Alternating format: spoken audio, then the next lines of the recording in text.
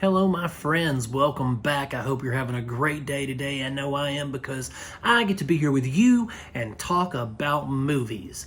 Who doesn't love talking about movies? Not anybody I don't know.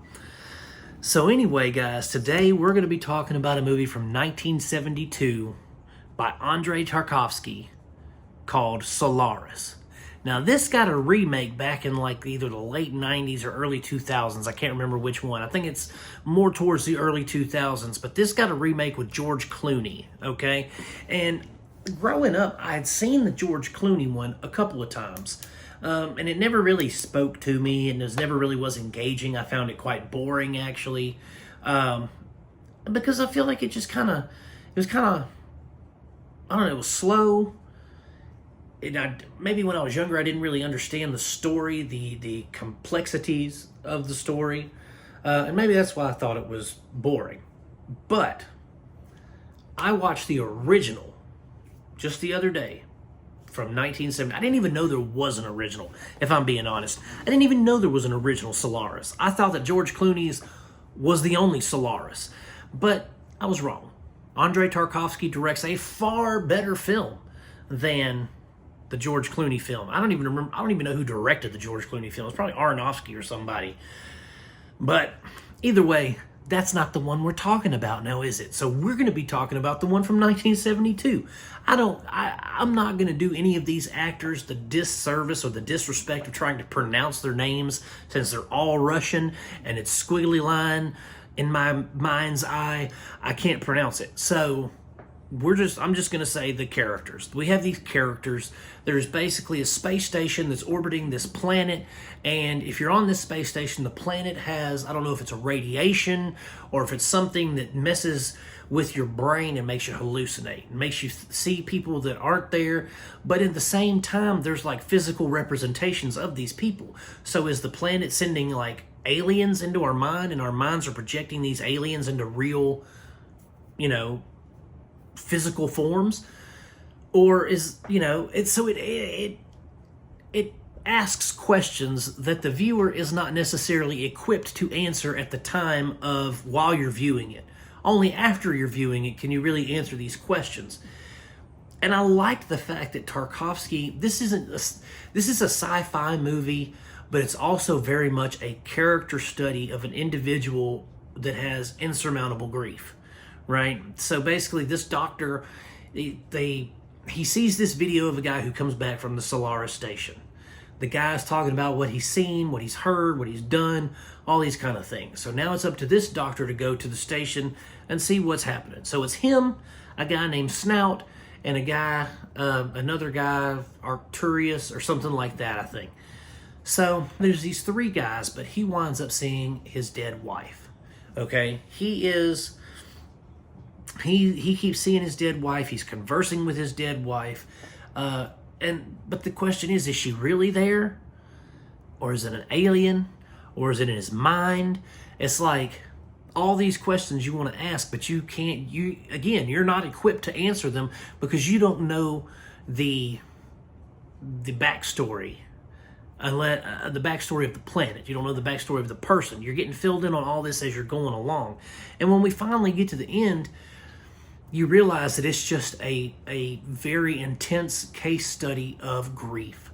This guy, he's lost his wife. He can't let her go. He doesn't want to let her go. He doesn't want to leave the space station kind of thing because she's there. It's such a well-made film. I was going to say well-constructed. It's also well-constructed. I mean, it's got excellent writing, human writing. That's the main thing I took away from it. It has very human writing. It doesn't try to bombard you with all this scientific jargon and yada yada. It's just, it's like, yes, you're in space. Yes, you're in a space station by a planet that jacks with your mind. Yes, that's our backdrop. But really, we're just looking at this one character and how he is coping with everything. His situation on Earth, his situation in space, his situation with the planet. All of that, we're watching this guy make his strive through this. He's trying to just push through and do his job, but also at the same time, he's being his heart's being ripped out because his wife's right there. And the thing is, his wife is asking him questions about her and her death and all these things because, again, is it really his wife? You know, she's asking him these questions and he's having to relive these moments and tell her about them. But then she's also getting upset. Like, it's just such a complex dichotomy between everything that's going on in the film. And it all comes together so well that you have to watch the movie multiple times. I'm not going to because it's almost 3 hours long. But upon my first watch, I could guarantee you that to get the full impact of this film, you would have to watch it multiple times to pick up on all the nuances and the little bits of fact that he puts in there to help move the story along. Like, you really got to pay attention to it. It's not a movie you can, especially since it's in Russian. You can't just turn it on and have it in the background and look up and be like, oh, that's what they're doing. No, you have to really pay attention. You have to really sit down and read the subtitles and watch their faces and their acting, their emotions, all that kind of thing to really get the importance of the story, to get the full impact of this story that they're trying to tell.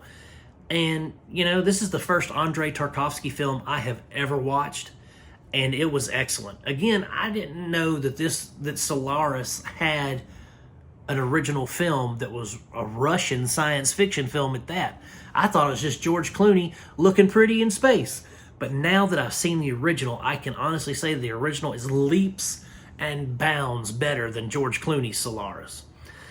Solaris is going to get 4 stars out of 5 from me, guys. It's an excellent film. If you want to check it out, you can find it streaming over on Max, along with a couple of Tarkovsky's other films.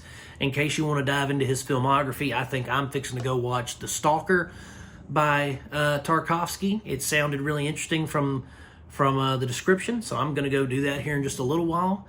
But that's it for Solaris, guys. Again, it gets 4 out of 5 stars. You can check it out on Max. And thanks, guys, for watching my reviews. As always, like and subscribe. Let's start some conversations about this film in the comments section. And I'm going to keep making them, guys, as long as you keep watching them. God bless y'all. Peace out, and I'll see you next time.